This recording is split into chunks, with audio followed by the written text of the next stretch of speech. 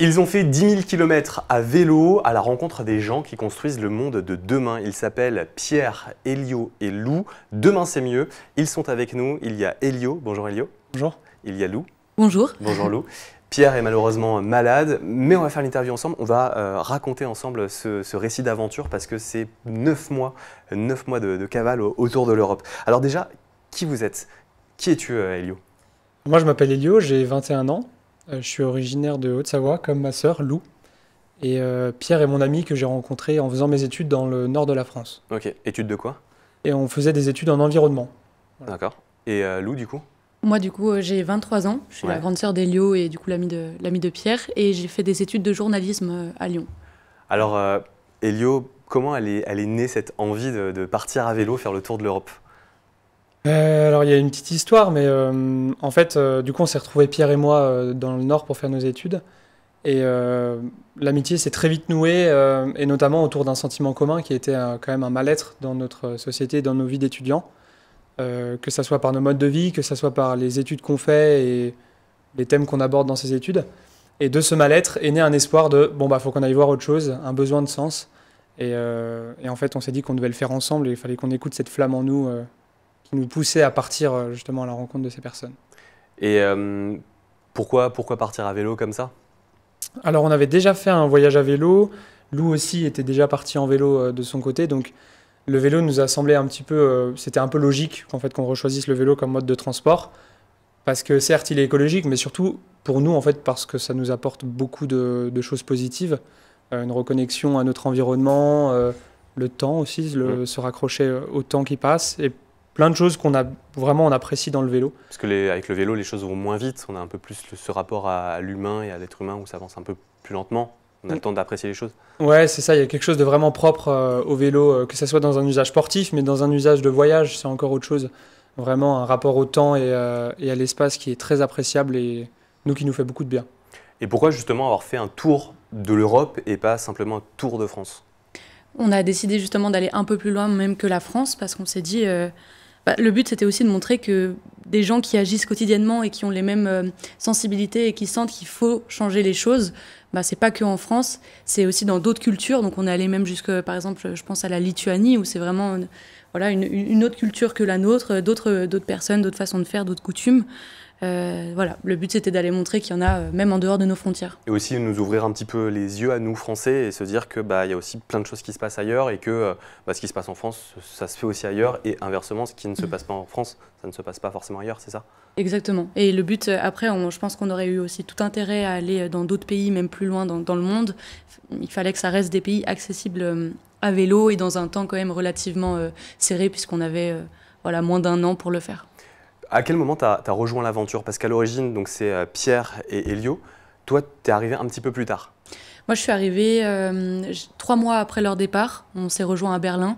Et après, on a continué le tour d'Europe, donc en allant jusqu'en Pologne, à l'est de la Pologne, et en montant dans les pays du Nord. On va en parler justement du parcours dans quelques instants. Du coup, vous vous êtes préparé comment pour ce trip, ces 10 000 km? Est-ce que vous avez fait du vélo pendant 1 mois en faisant des petits cols ici en Haute-Savoie, en vous disant il faut quand même être prêt physiquement pour enchaîner ces 10 000 km? Alors, juste, j'aimerais préciser que Lou était bien là depuis le début avec nous. Elle nous a seulement rejoint pour terminer ses études que du coup en mai. Mais sinon, depuis le début, on est ensemble et le projet est né ensemble. Et donc, ça a été une grosse préparation. Je pense qu'on a bien fait 9 mois de préparation. Alors, il y a effectivement la préparation physique qu'on a fait, on s'est entraîné, etc. On était déjà un peu sportif à la base, mais on n'a pas non plus fait beaucoup de préparation physique. C'était surtout de la préparation matérielle, la préparation administrative, de créer une association, de chercher des alternatives qu'on va aller rencontrer, de faire toute la communication. Ça, je pense que c'était la part la plus importante de préparation du projet. C'est ça, avec toute la partie levée de fonds, parce que finalement, il y avait un certain coût, parce que justement, au niveau du matériel, il fallait s'équiper, à la fois nous, pour pouvoir vivre en autonomie, donc avec nos vélos, faire le 4 saisons, donc avoir du matériel pour à la fois vivre dehors quand il fait -5 degrés ou 35 degrés, mais tout ça dans des petites sacoches, plus le matériel audiovisuel qui coûte très cher. Très cher. Donc voilà, ça a pris beaucoup de temps et finalement la préparation physique, comme disait Elio, c'était pas vraiment... C'était un petit peu annexe quoi. C'était annexe, Ok, vraiment. d'accord. Parce que du coup, vous avez créé l'association, vous avez donc récolté un petit peu d'argent pour partir sur ce périple qui est de 9 mois. Comment ça s'est passé en termes de temps, justement? Est-ce que vous avez dû poser une année sabbatique? Est-ce que c'était après vos études? Alors, on a eu différents schémas selon les personnes. Pierre et moi, on a quitté nos études. En fait, Ok. on a démissionné de nos études actuelles. Il y avait aussi là-dedans une forme de contestation, voilà, de dire on n'est pas en accord avec ces études et ça ne nous plaît plus. Donc, au lieu d'attendre le diplôme et de partir, nous, on fait le choix de vraiment de quitter maintenant et de suivre cet élan qui nous poussait à partir. Lou avait aussi cet élan, mais peut-être je peux te laisser raconter parce que c'est ton... J'avais également cet élan, mais il me restait quelques mois à faire et ça allait dans la continuité quand même, puisqu'on voulait faire un film documentaire, je pense qu'on en parlera après. Ça avait du sens pour moi de terminer mes études en journalisme, justement. C'était plutôt pour terminer. Et pour parler en nom de Pierre, qui est du coup au fond de son lit malade, je pense que c'était aussi une contestation et quelque chose d'assez fort de quitter ses études qui, lui, étaient en gestion et protection de la nature. C'était pour dire que même dans l'une des formations en France les plus engagées, on pourrait dire, dans l'écologie et l'environnement, en tout cas, il y avait une forme... des désaccords. Il y avait des désaccords très profonds avec ses valeurs à lui. Donc il y a un message, en fait, même au-delà de ça, au-delà du film en tant que tel, il y a un message qui est derrière aussi, chez vous, dans vos personnes et dans les convictions que vous avez, du coup. Peut-être que ça porte un message. Après, nous, on l'a juste fait parce qu'on s'y sentait mal et parce que ça ne nous correspondait pas et on pensait que c'était pas la meilleure chose, et pour nous et pour le monde qui nous entoure. Donc peut-être que ça porte un message, mais à la base, c'est assez égoïstement pour nous, pour notre bien-être. Et c'était aussi, de nouveau pour Pierre, c'était suivre ses élans de vie.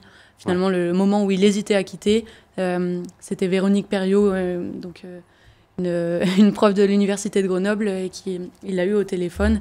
Il lui a dit, mais il faut suivre ses élans de vie. Et c'est aussi pour ça qu'il l'a fait. Alors justement, vous êtes passé par où sur le trajet? Ça s'est passé comment? Est-ce que vous aviez des étapes, des villes dans lesquelles vous vouliez passer? Alors, Vous êtes parti d'ici déjà? Alors, on est parti d'Angoulême, Ok. donc à côté de Bordeaux, le 10 février dernier, donc en plein hiver. Ok. Et on est parti avec en tête les pays scandinaves qui étaient notre point le plus au nord. Mais avant ça, il y avait quand même déjà pas mal de pays à traverser. Donc on est parti d'Angoulême, on a fait le sud de la France, on est passé dans les Pyrénées. Ok. On est remonté jusqu'ici en Haute-Savoie, en passant par la Drôme, par l'Ardèche, tout ça. Après, on est parti en Suisse, on a traversé la Suisse, on a pris la neige dans les montagnes, en passant par la route des lacs. S'en est enchaîné l'Allemagne, puis la Pologne. C'était la première claque pour un pays vraiment très différent.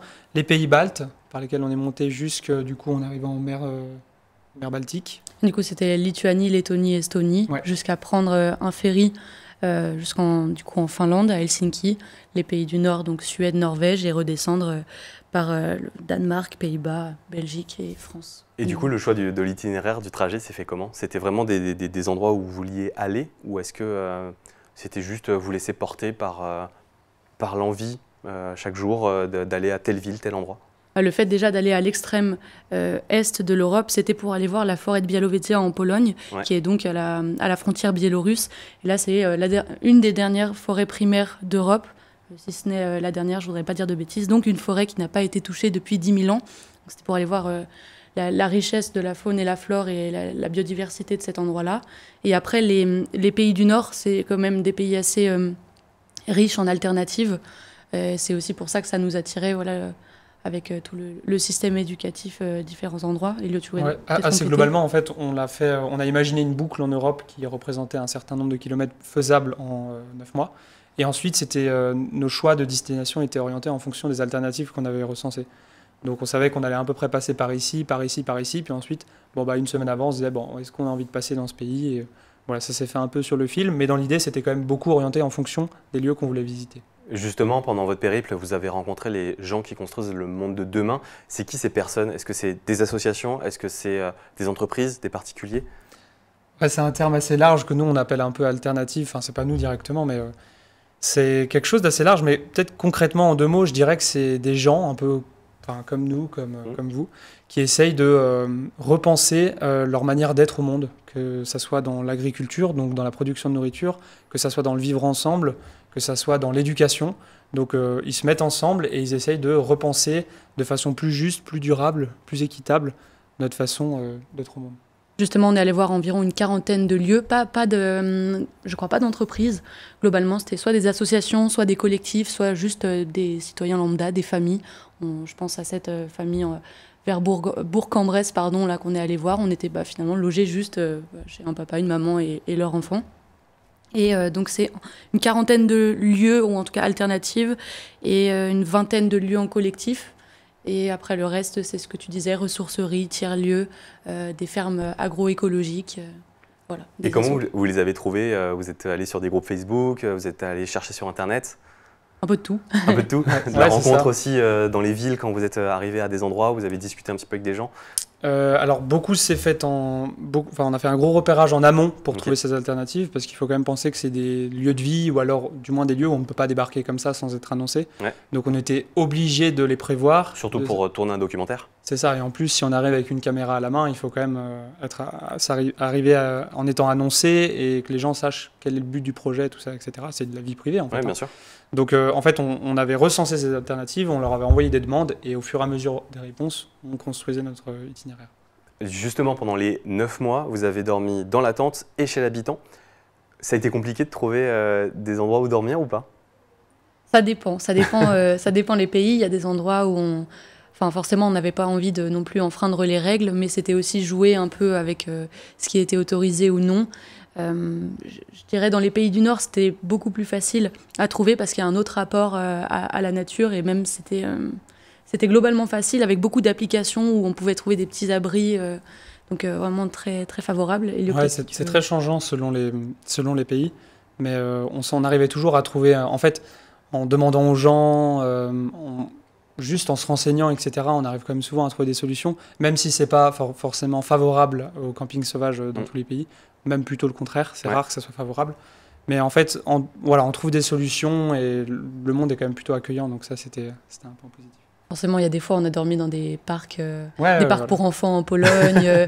Des fois, on dormait au bord de la route. Mais globalement, on essayait toujours de trouver un endroit assez plutôt dans la nature pour pas déranger, et à toujours laisser bien propre derrière nous. Ou alors demander même un bout de jardin, une cave. Entre les personnes qui construisent le monde de demain et les personnes chez qui vous avez dormi, vous avez rencontré combien de personnes en tout sur le périple? Vous sauriez dire un nombre? Le dizaines, en total, c'est impossible. Le nombre de personnes, c'est très dur. On sait qu'on allait voir 40 alternatives, mais par exemple, dans un lieu de vie collectif, il peut y avoir 20, comme 30, comme 40 personnes, ça dépend. Ouais. Et puis, des fois, c'est des gens qu'on a rencontrés sur la route. Je pense à Powell, ce Polonais qu'on ne connaissait pas. On ne parlait pas sa langue, il ne parlait pas la nôtre. On parlait à peine... lui ne parlait pas anglais. Et voilà, ça fait partie de ces gens qu'on a rencontrés, chez qui on allait boire un café le temps d'une heure. Voilà. Ouais. Et justement, c'était bien accueilli. Comment les gens prenaient cette aventure? C'était quoi l'accueil? Super bien. Ouais. Beaucoup de curiosité. Okay. Non, franchement, moi, je me suis senti bien accueilli partout, et c'était très... Je dirais que le monde en tout cas l'Europe, comme on l'a visité, était plutôt accueillante. Et c'était, même le fait d'aller dormir chez des gens qui nous offrent même un toit, sans forcément être à l'intérieur, mais un garage pour le soir, en Suisse, pour dormir à l'abri de la neige, pour nous c'était exceptionnel. Et c'est un petit rien qui me redonne un peu foi, et qui... L'humanité. Ouais, qui fait chaud au cœur, quoi. Ouais, vas-y. Non, c'était une très belle leçon de ce voyage, c'est de se dire qu'on a eu que des belles rencontres finalement, et je pense pas que c'est de la chance, c'est de se dire que finalement il y a des belles personnes partout, et comme il y en a des mauvaises partout, mais on a eu beaucoup de solidarité, où des gens, on leur demandait est-ce qu'on pourrait juste avoir de l'eau, et de nouveau je pense à la Pologne, mais l'eau n'est pas forcément potable partout. Ils nous invitaient une demi-heure, le temps de filtrer l'eau, nous la redonner, puis on repartait avec des biscuits. Alors je veux dire, c'est fou quoi. Vous avez une plus belle rencontre ou pas? Un projet qui vous a le plus marqué sur les 40 que vous avez vu? Alors, des rencontres, il y en a beaucoup qui nous ont marqués. Moi, je pensais la de Yon, je ne sais pas si ça se raconte. Bon, on était en tout cas en Norvège, là, c'était une organisation qui était un peu différente des autres, qui accueillait des personnes avec des besoins spécifiques. Et donc, cette personne-là était handicapée, ne parlait pas, et pouvait communiquer juste avec des bruits ou des gestes. Et cette personne-là, je ne voudrais pas dire, je ne sais pas quelle maladie mentale elle avait, mais en tout cas, c'était très touchant parce qu'elle nous a demandé de nous parler. On est allé la voir, et donc il y avait à côté de cette personne, donc Yon, une personne qui avait juste un petit plateau en bois avec les lettres. Et pour nous parler, elle montrait en fait les lettres pour former les phrases. La personne traduisait donc en norvégien. À côté, on avait un autre ami qui traduisait du norvégien à l'anglais. Et nous, on traduisait de l'anglais à nous en français. Et en fait, cette personne-là nous dit pourquoi est-ce que vous êtes là ? Je suis très touchée de votre présence. Moi aussi, j'entends la terre pleurer. Moi aussi, j'entends la terre crier, peut-être plus que les autres. Merci de votre présence et j'aimerais vous aider. Et ça, mais nous, ça a été d'un choc. C'est-à-dire que c'est quelqu'un en Norvège, mais je n'avais jamais rencontré de Norvégien avant. Et que cette personne-là me dit, moi aussi, j'ai cette sensibilité-là et je sens qu'il y a un non-sens. Et qu'elle me le dise avec même pas la parole. Je sais pas comment dire, il y a quelque chose en nous qui nous a beaucoup touchés. Moi, quelque chose de très fort, ouais. Très, très fort. Et qui montre aussi que le problème, il n'a pas de frontières, il ne s'arrête pas juste à un pays et que c'est un problème qui est mondial, quoi. Absolument. Et c'est en ça qu'on est très content d'être allé en Europe. Mais même, je pense qu'il y a tellement de choses à faire sur tous les continents. C'est vraiment... Rien qu'en France, on aurait pu faire 9 mois. Oui, juste en France, juste à faire le tour de France, de partir partout, dans tous les villages, toutes les villes de France. Justement, vous êtes allé donc dans 13 pays, vous avez traversé 13 pays. Il n'y a pas eu le problème de la langue ? Vous n'avez pas subi cette barrière de la langue ? Bon, alors, globalement, les pays scandinaves, les pays du Nord, l'Allemagne, tout ça, ils parlent très très bien anglais. C'était plutôt nous le problème. Dans les pays baltes, c'était un peu plus compliqué, mais en fait, avec des gestes, avec des regards, et puis même avec une expression de visage, en fait, on comprend un peu le message. Donc, je n'ai pas l'impression qu'on a été trop handicapé par ça. Après, c'est sûr que les discussions vraiment les plus profondes qu'on a réussi à avoir, c'était en français. Il y a quand même, c'est des termes, je ne sais pas si on parle d'effondrement ou si on parle vraiment de termes très techniques. En anglais, c'est quand même, en tout cas nous, on n'est pas forcément bilingue, donc ouais, il y a eu un peu cette barrière-là, mais avec le cœur et les gestes, comme disait Elio, on pouvait l'outrepasser. Vous êtes restés 9 mois entre vous deux, entre vous trois. Vous deux, vous êtes en plus frères et sœurs. Est-ce qu'il y a eu des tensions de temps en temps ? Comment on vit 9 mois sur une aventure aussi grosse, sur un projet aussi gros, ensemble ? C'est un challenge, un très gros challenge. On n'imaginait pas que ce soit aussi difficile de mixer tout ça, même si on était déjà proches, même si on se connaissait bien, etc. Enfin, soi-disant, Lou a rencontré Pierre, par exemple, pour le voyage, en fait. Okay. Elle ne le connaissait pas vraiment avant, alors ils s'étaient déjà vus, mais à la base, ce n'est pas des amis de longue date ou quoi que ce soit. Et moi, Pierre, ça faisait un an que je le connaissais. Ouais. Donc, c'était un vrai challenge, mais je pense qu'avec tout le travail qu'on a fait et qu'on fait encore, on a appris beaucoup de choses et on continue d'apprendre. Et je pense que c'est un travail qui sert de façon générale dans la vie, de communication, de respect de l'autre, de bienveillance, etc. C'est quelque chose qui sert en fait dans toutes les relations qu'on a. C'est juste que quand on est dans la vie de tous les jours, quelqu'un nous dérange ou quelque chose nous dérange, on peut passer à autre chose et puis on sait qu'on va pas voir cette personne le lendemain, mais quand on est en voyage, en fait cette personne elle est toujours là le soir. Ouais. Et si on garde pour soi, au bout d'une semaine on va exploser et elle va pas comprendre pourquoi. Donc même si c'est douloureux, il faut toujours apprendre à communiquer, etc. Et je le dis en ayant appris et en apprenant toujours beaucoup. Donc moi j'étais vraiment très très loin de ce qu'il faut. Mais c'était un immense travail qui n'était vraiment pas toujours facile. Bien sûr qu'on a douté, etc. Ouais, disons qu'il y avait une ultra proximité, comme tu disais. Je veux dire, les personnes, on roule avec elles la journée, il faut toujours rester ensemble parce qu'on est à vélo, il y a un seul GPS. Le soir, on dort ensemble, on mange ensemble, on fait la vaisselle, on se douche ensemble dans le lac. Enfin, je veux dire, c'est 100% du temps ensemble. Et même dans les lieux, finalement, on restait quand même beaucoup ensemble parce qu'il fallait faire les choses tous ensemble. Je dis beaucoup le mot ensemble.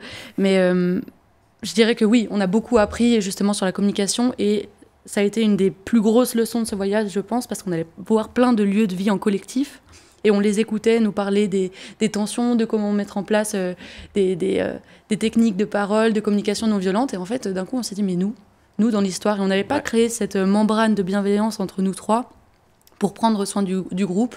Et ça a été vraiment une très très belle leçon là-dessus, je pense. Ouais, donc c'était une aventure aussi pour vous-même, entre vous. Ouais. Et je pense qu'on n'avait pas prévu ça. Donc, on n'avait pas assez anticipé. Ouais. Justement, sur ces 9 mois, est-ce qu'il y a eu des moments, alors peut-être entre vous trois, où ça n'a pas du tout matché, ou est-ce que sur l'aventure, ça ne s'est pas passé comme prévu ? Vous avez dit, on abandonne, on arrête tout ? Ou le projet derrière était tellement fort que vous êtes raccrochés ? Je pense qu'il y a eu des gros moments de doute et justement dans ces moments d'ultra-proximité, plus la fatigue, je ne sais pas, par exemple la fatigue, le froid, on ne trouve pas le chemin, on n'a pas à manger et le stress de « ah mais il faut tourner, il faut faire ci, il faut faire ça ». dans ces moments-là, oui, ça a pu exploser et avec, il faut gérer, on n'a même pas de moment pour soi, avec un espace pour soi. Mais toujours, je pense que on avait conscience que ce qu'on faisait, c'était pour quelque chose de plus grand que nous, ça nous dépassait largement, rien que par le fait qu'on mangeait tous les jours grâce aux dons des gens. Donc finalement, on savait qu'on était là pour aller chercher des réponses à des questions existentielles qui étaient partagées par beaucoup de nos donateurs et les gens qui nous suivent. Ouais, moi je pense que vraiment on a été portés par ça. Il y avait quelque chose de profond qui nous poussait à quand même, dans tous les cas, même si c'est difficile, à savoir au fond de nous qu'on allait quand même le faire. Mais par contre, des fois c'était vraiment des montagnes à gravir. Non, enfin, c'était vraiment pas facile et beaucoup de travail. Je rappelle que Elio et Lou sont avec nous, ils font partie de l'association Demain c'est mieux. On fait un coucou à Pierre également qui est dans son lit, qui est malade malheureusement, il aurait dû être avec nous. Ils ont fait 10 000 km à vélo à la rencontre des personnes qui construisent le monde de demain en Europe. Toute l'aventure est à suivre sur les réseaux sociaux, en temps réel, entre guillemets, en plus du documentaire que vous construisez. Est-ce que ça a été compliqué justement de faire les montages, les publications pendant le trajet? Ça a été très compliqué, complètement. C'était d'ailleurs une question qu'on se posait pas mal avant le voyage, de est-ce qu'on fait suivre ça sur les réseaux, à quelle dimension? Au final, on s'est engagé à faire et de l'instantané sur Instagram. Avec les stories, voilà, les c'est publications. ça, les stories, les publications. En même temps, faire des vidéos YouTube, donc faire du montage en déplacement. Donc ça va de monter dans un lieu tranquillement dans une chambre, ou alors monter par terre devant un supermarché, branché à la prise extérieure. Essayer de choper du réseau un petit peu. C'est ça, exactement. Donc c'était vraiment un gros défi et quelque chose qu'on a beaucoup remis en question durant le voyage, qu'on n'a jamais, on savait qu'on allait le continuer, mais c'était la prochaine fois, par contre, si on se refait un truc, ou même à titre personnel, et on le fera juste avec un carnet, un stylo et un livre, et on vivra les choses plus pour nous. Donc c'était, j'ai envie de dire, quelque chose de beau qui, par contre, a coûté beaucoup en temps de voyage, en temps entre nous, etc. Ça a eu un prix, mais aujourd'hui, on est quand même fiers de pouvoir montrer tout ça. Et ça aussi apporte une dimension qui n'est pas négligeable, ne serait-ce que pour financer une cagnotte participative. Sans communication, ça semble compliqué. Et puis pour faire vivre un peu le voyage et montrer ce qu'on voit aux gens qui ont donné de l'argent ou qui juste croient un petit peu en nous. Je pense qu'on s'est dit après coup, qu'un tiers du temps qu'on a passé dans ce projet, c'était pour la communication. Donc c'était vraiment beaucoup de temps. Comme disait, il y avait un Instagram, YouTube, mais il y avait aussi des chroniques pour le Dauphiné. On était en lien avec des écoles, enfin l'école de nos villages respectifs et dans l'ouest de la France et nous, vers Nangy. Donc en fait, c'était tout ça qu'il fallait alimenter. Et ça nous prenait beaucoup de temps. Mais en même temps, ça avait énormément de sens parce que ça faisait partie justement de partager ce qu'on voyait. Et on allait à la recherche d'espoir, d'inspiration pour nous, mais surtout pour beaucoup plus de personnes. C'était sensibiliser, c'était le projet qu'il y avait derrière, et donc ça passait forcément par les réseaux. Et complètement. Par le faire suivre sur les réseaux en direct. Donc maintenant vous êtes rentrés, ça fait quelques semaines que vous êtes rentrés ici en Haute-Savoie tous les deux. Vous rentrez comment? Fatigués, différents, changés? Différent, je pense. Changé, je pense. Fatigué, c'est sûr. Tout est allé très vite. Ouais. Je pense qu'on a eu le temps de se reposer un petit peu quand même, mais on a vite essayé de reprendre un rythme de vie, que ce soit dans le travail, que ce soit dans le quotidien avec nos habitudes. Mais je sais pas, en fait, on n'a même pas eu le temps tant que ça d'en parler encore. Donc voilà, on essaie de se remettre chacun dans son rythme. Moi, personnellement, pour parler de moi, j'ai repris un travail et je suis directement re-rentré dans la vie qu'on appellerait active. Et c'est à la fois positif, à la fois un peu négatif. Donc c'est encore assez flou pour moi cette période. Mais disons que là, on s'est laissé un petit mois et demi de pause avant de se retrouver sur Lyon pour passer au montage du film documentaire. Donc là, on est sur cette petite période de relâchement où on retrouve nos proches, où on met un peu de sous de côté, etc. Mais effectivement, c'est très bizarre de passer du tout au tout à vivre en autonomie sur un vélo, à dormir dans la tente tous les soirs. Et d'un coup, moi, pour ma part, je me retrouve dans un appartement au centre d'une grande métropole française qui est Lyon. D'un coup, ça fait tout de suite très bizarre.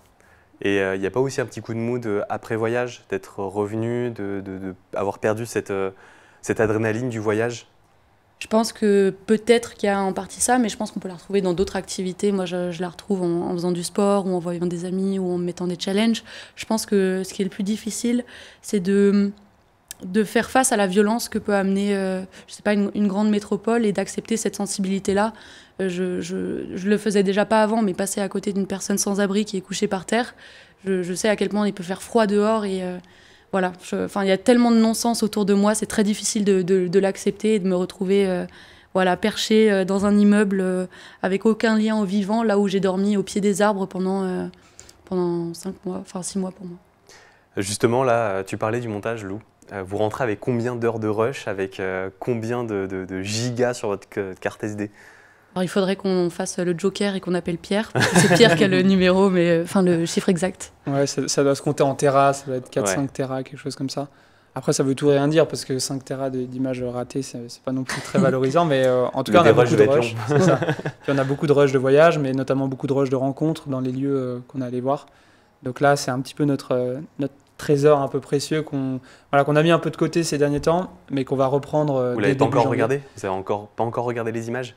Non. Pas toutes les images, mais voilà, on a dû les regarder un petit peu pour faire nos vidéos YouTube, etc. Mais on les a pas toutes regardées, mais on compte le faire pour commencer l'écriture du film en début janvier. Justement, comment ça va se passer pour le film? Vas-y. Bah alors, du coup, on va se retrouver. L'idée, c'est de se retrouver à Lyon, être en proximité pour pouvoir écrire et commencer à écrire ce film.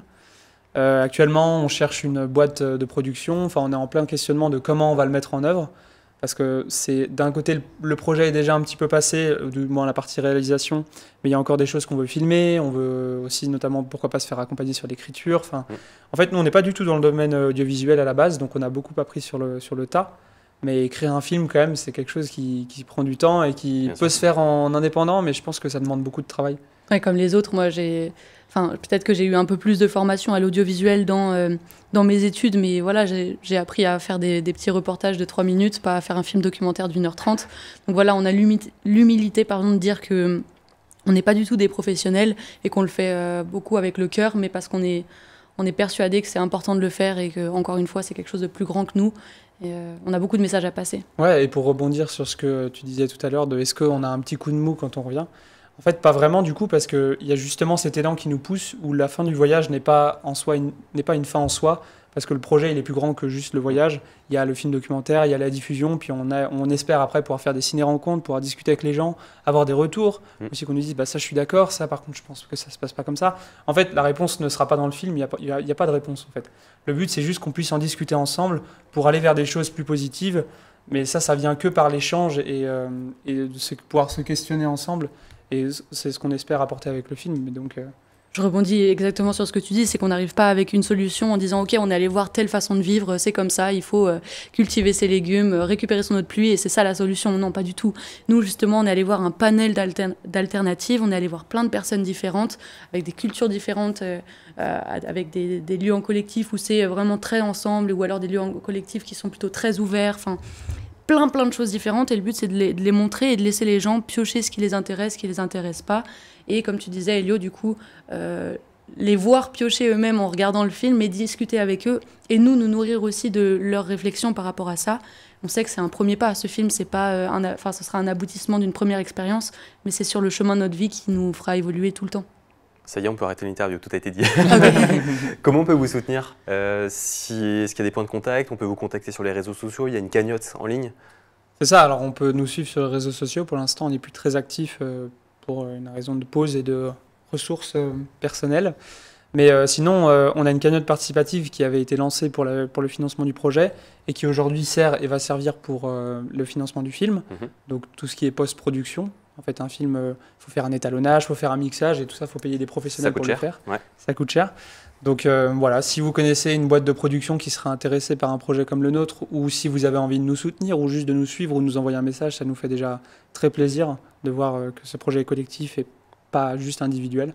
Donc, sur tous les réseaux qu'on disait, Instagram, YouTube, on a un site internet, demainsetmieux.com, et dessus, il y a toutes les informations, et même nos numéros, on a aussi un mail, voilà, pour toutes les questions, on est toujours ravis de pouvoir avoir des retours positifs, négatifs. Dans tous les cas, ce sera constructif. Rendez-vous donc sur le site internet demainsetmieux.com, sur les réseaux sociaux pour suivre l'aventure. Si vous avez raté l'aventure, il y a toutes les vidéos qui sont disponibles encore et il y a tous les détails du projet sur le site internet. Merci beaucoup Elio, merci beaucoup Lou et puis on salue Pierre encore une fois qui est dans son lit. On pense à lui.